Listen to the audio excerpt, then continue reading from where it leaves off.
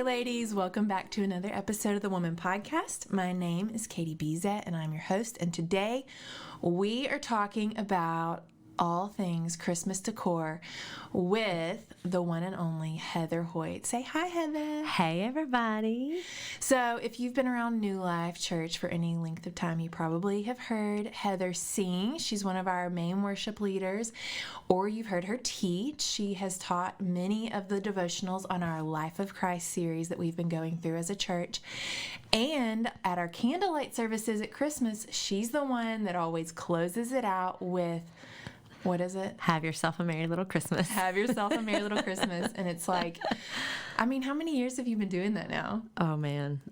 Probably at least 10 more? Oh, way more than that. More than 10? Yeah, I've been at New Life for 17 years. So probably 15 to 17 years, something like that. Yeah. 15 years. Yeah.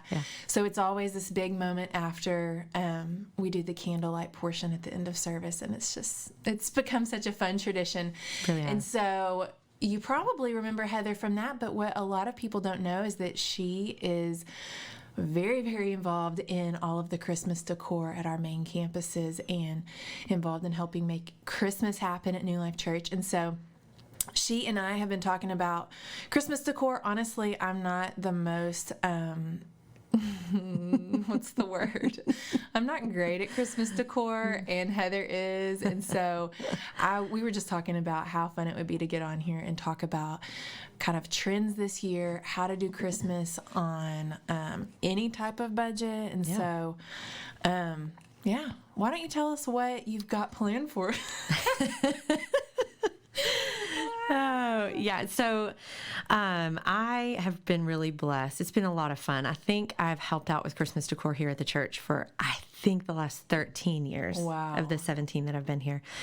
And but I'm not the only one. We've had a lot of people who, they dream with us and they build Pinterest boards with us and give us ideas. And so I'm just one of the many, but it's been a lot of fun. And for me, I don't know about you, but for me, my love of Christmas, it really came from my mom. Oh. Christmas for us growing up, Mom made it super magical, and it didn't require a massive budget. That's cool. But everything from what you saw to what you smelled and what you heard, she had Christmas music playing. This is back in the day before oil diffusers were really a thing. Yes. And they had these like ceramic rings that you could like put oil, it's like a little canal, and set it on a light bulb in your lamp. No way. And it would like heat up the oil and it would smell your house like cinnamon and things like that. I think I know what you're talking about. Yeah. So she would do things like that. And then like potpourri, stovetop, or the crunchy kind in the bags. Do they even make that anymore? Oh, yes. The crunchy potpourri? Oh, yes. I have seen it around. They make potpourri. Okay. Well, didn't know that. But she just always made it really magical for us. And I used to love the Christmas decor. And I was actually thinking about today. Sorry, Mom, if you're listening, I just realized today that Rebecca and I never really asked if we could take over the Christmas decor when we were teenagers. We just kind of did it. That's hilarious. But she let us do it. And so it's kind of where I began like reimagining decor that I had seen for years and coming up with new ideas and new strategies. But then when I moved out into my first apartment on my own, and when you move into your first apartment, you have like zero budget. Oh, yeah. And I think on a Black Friday sale, I got like my first Christmas tree for like $25. Wow. And then I went to Dollar Tree, and all of my ornaments and all of my Christmas decor came from Dollar Tree. Wow. And it was beautiful. It was like I had some friends over and they were like, oh, this looks so beautiful, And so I really kind of learned at that point in my life that you don't have to have a massive budget to make a room feel special. There are simple touches that you can do no matter the size of your budget that actually make your home feel like, hey, this is a different season and it's really special. And so that is when I became super excited about Christmas, because I got to imagine kind of my own ideas and things that I would dream about, and pieces that were unconventional. Got to bring in some unconventional ideas also along with traditional ideas. Yeah. And so what was it for you growing up? I know you and I have two very different decor aesthetics, but for you growing up, what were the holidays like? I know. In your home? I'm an only child, and so whenever we talk about like traditions, I don't know if we had like some majorly strong traditions that I can remember. Like we always had cinnamon rolls. Amen. That's a And great always tradition. did, but decor-wise, my mom, she's changed a little bit over the years, but originally we would always go to this one Christmas lot in Little Rock. I grew up in Little Rock, and it was like a cute old Christmas tree lot with the string lights all. Yes. We would go pick out our tree, and it was the same man. So we did that. I mean, for as long as I could remember, we would take our live tree home, and then we would decorate it together. And my mom and dad's style was just really traditional, and so we had a ton of just the family ornaments. And so what I loved, I guess maybe our biggest tradition was decorating the tree every year. And it was, you unwrap the ornaments, and it would be like all the ones that I made as a child that we brought home from kindergarten.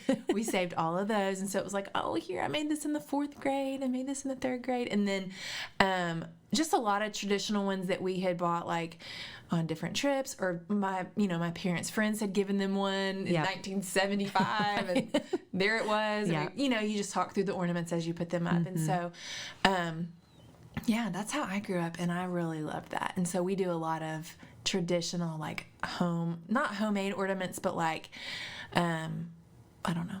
What are they called? They're more like sentimental. Yeah. Sentimental ornaments. Yeah. Yeah. So, yeah. Yeah. And so do you do a live tree now? Yes. So that's one of the things that Hunter and I have really tried to keep going.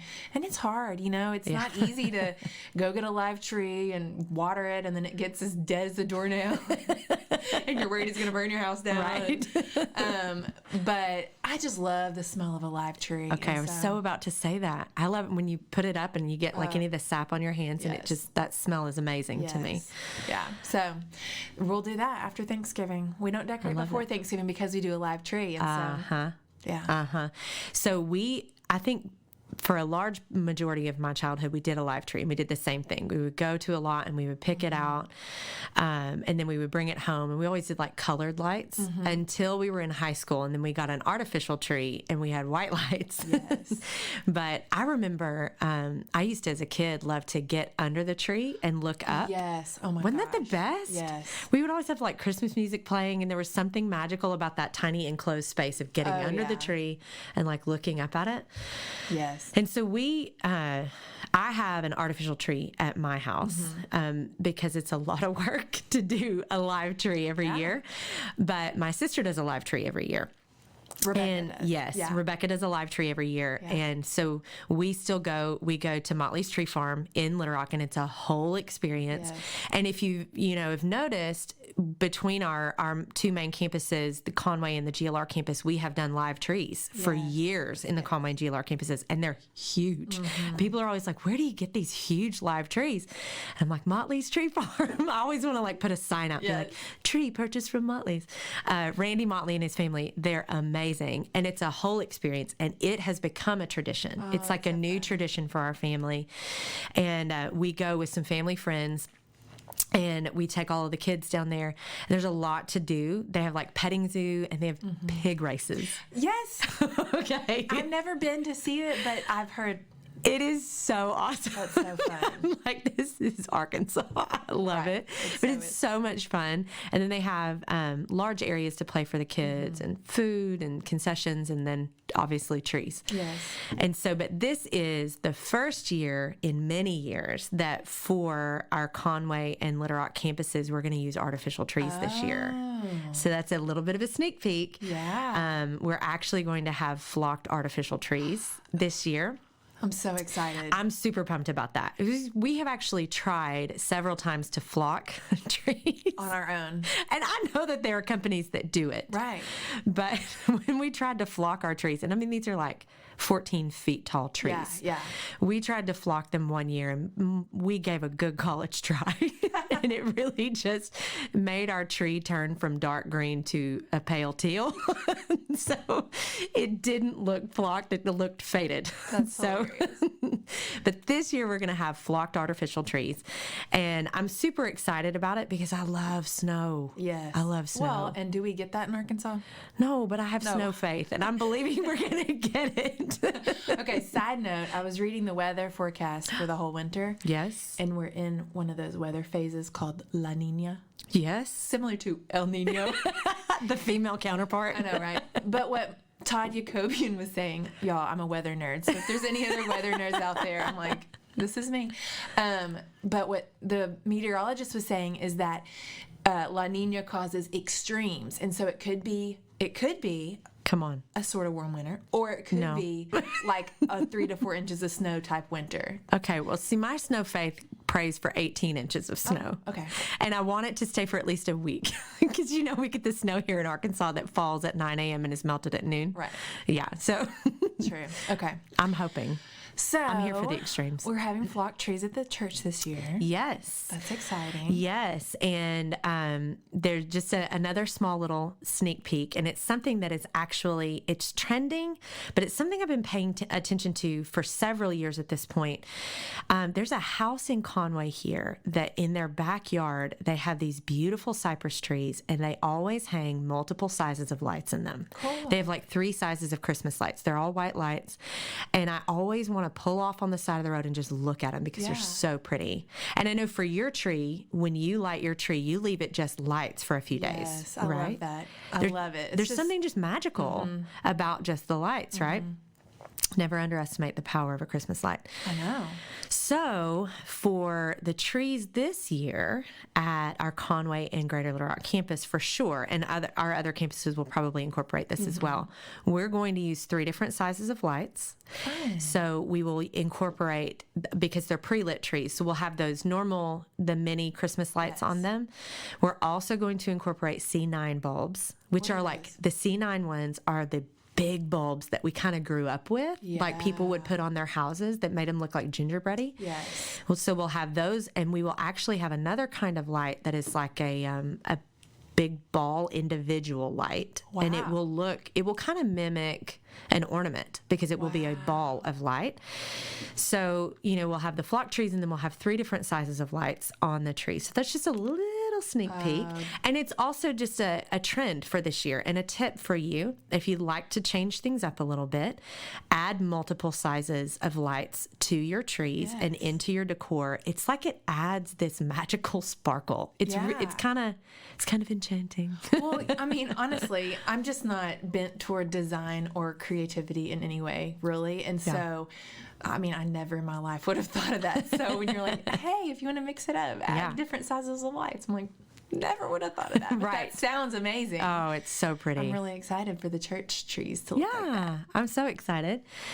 And then I thought about, there are a couple of things that are kind of like my faves this year that I look at and think are my favorites. Not necessarily like if you're in the Pinterest world or you're in the fashion world that these are major trends, but these are things that I've been looking at and I happen to really love. Yeah. And so the first of those that I wanted to say was the multiple lights in the trees.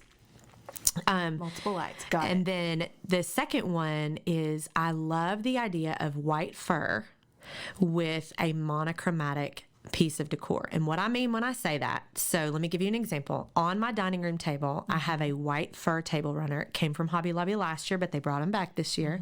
They also had them in black, so if you're into more non-traditional looks for Christmas, they have black fur. And it's just this long strip of white fur. Okay. And on top of that, toward the center of the table, I have silver balls that are different finishes. So matte silver, shiny silver, and one that's a little bit more like a disco ball type silver. And they are surrounding the bases of 3 cone trees that are like chunky glitter sequins, pretty glitzy glammy.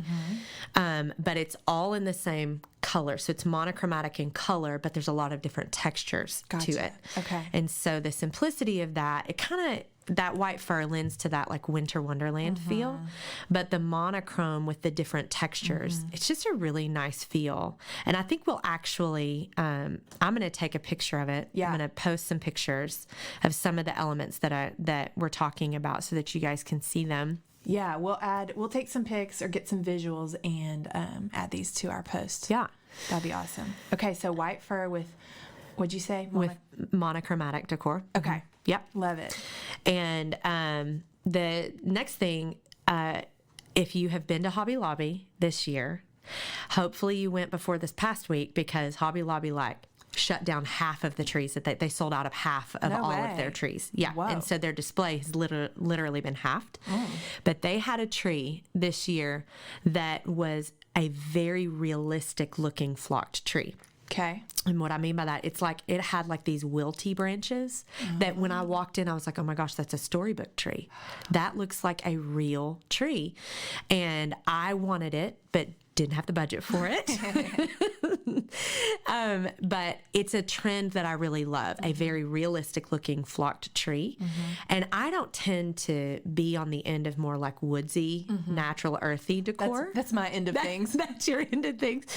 But still, you can take a tree like that and you can make it really modern. You can put some very classy things with it, or you can go rustic with it and put some more sentimental or nostalgic pieces with it. But I love that tree. And my only thought for Hobby Lobby, if anyone knows Hobby Lobby's ownership, could we get a size other than 7 feet tall? I want like a 9-foot, option. Yeah. And then We'll start a petition. everyone. It's already gone, so you can't even see it on the website now. So if you missed it, I'm so sorry. Okay, so number 3 you're saying is natural looking. Yeah, like a realistic looking flock tree. Cool. And then number 4, this is something that I think is very timely for this year, and it's sentimental touches. And the thing I love about sentimental touches is that it's not just relegated to more of that Norman Rockwell style of Christmas decor. This is something that can be incorporated in even uber modern clean line decor. And I'll give you an example. A really good way to incorporate some nostalgia and some sentiment. Let's say you're doing a grouping of those cone trees that we talked about.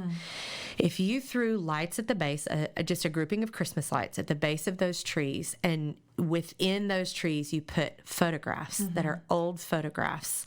They can be black and white, they can be color, however it is. It's a simple way of incorporating nostalgia and sentiment into something that can go Norman Rockwell all the way to very modern.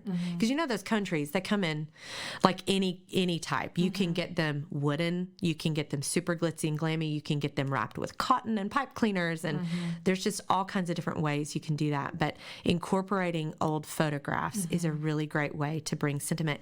And honestly, with the year that we've had, I think that people are really awakening again to the value of time with family. For sure. And sentiment and things like that. Yes. So are you saying like framed? You can do frame, or you can do freestanding. Okay. Either way. Okay. I mean, you know me. I'm like, I need literal directions. Give me specifics. Yes. So like printing out photos. Yeah. And putting them just on there. Yeah, you can go in and print out photos at Walgreens. Okay. Something really, really simple. You can print them out at Walmart, at Walgreens, Printful online. There are different online companies that you can do that in. And in that way, if you do that, you can control, like, do I want a whole grouping of black and white photos that has more of that older feel?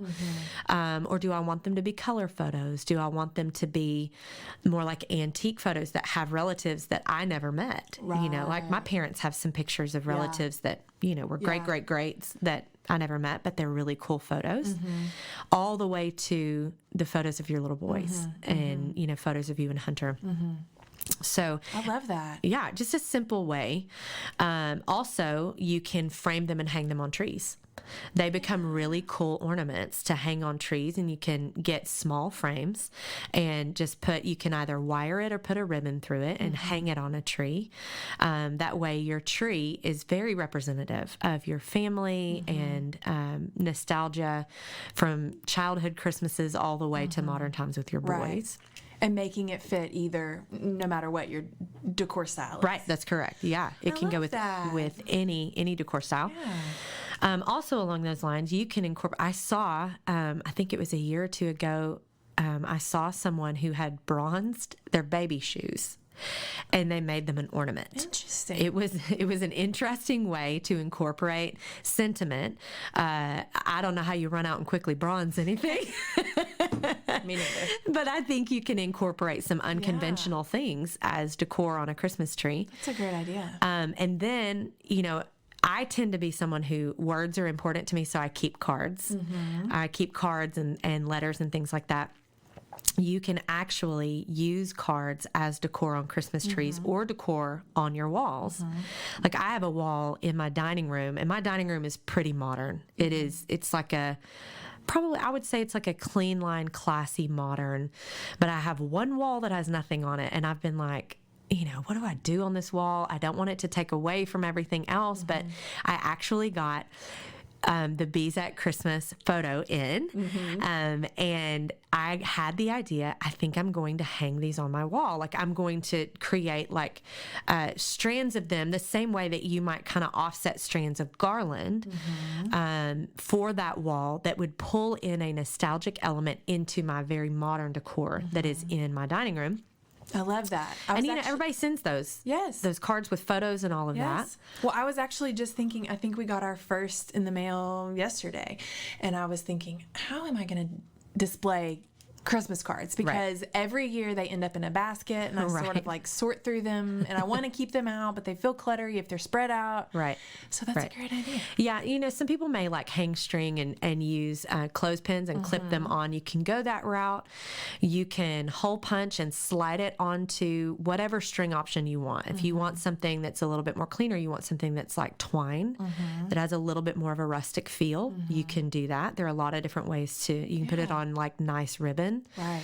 But I think I'm going to go for that in my dining room, because we get a lot of those cards, and I'm the same way. I'm like, they get kind of put in an area, but I want to display them. Right. Yeah.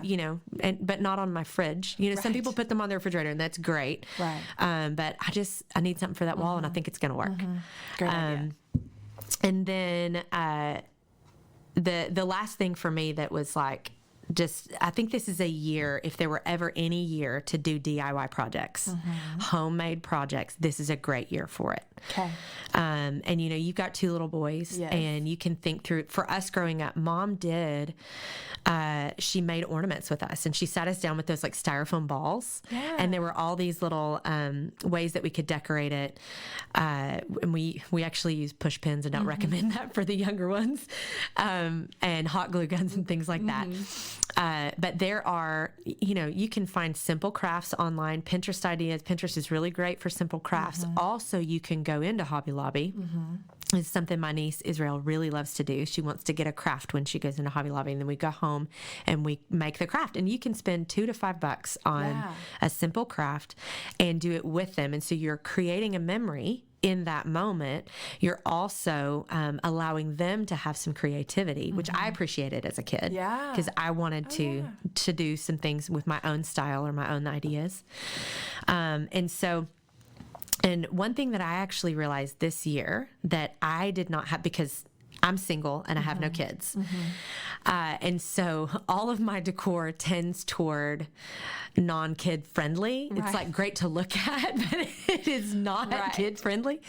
And so I thought this year I wanted to incorporate for my nieces and nephews just a spot in our house that felt like it was for them. And so I spent $30 at Hobby Lobby, and I have created a kids Christmas corner. And I had like a couple of end tables, those square tables from IKEA. They're like $7.99. I had 2 white ones that were in a guest bedroom, pulled them out. And I put on that table just I put coloring books and crayons. So they're like the jumbo Christmas coloring books that we grew up with. They have them at Hobby Lobby, and they're $1. They're $1 a piece. No way. And so, so you can get the Christmas books and the coloring books and crayons. And then I put up some of our old Christmas books that we grew up with. There's one, it's super old. It's called The Secret Journey. So it's like the story of the Nativity. And then mixed it with some of the claymation Christmas books and put it there with a little Christmas tree light.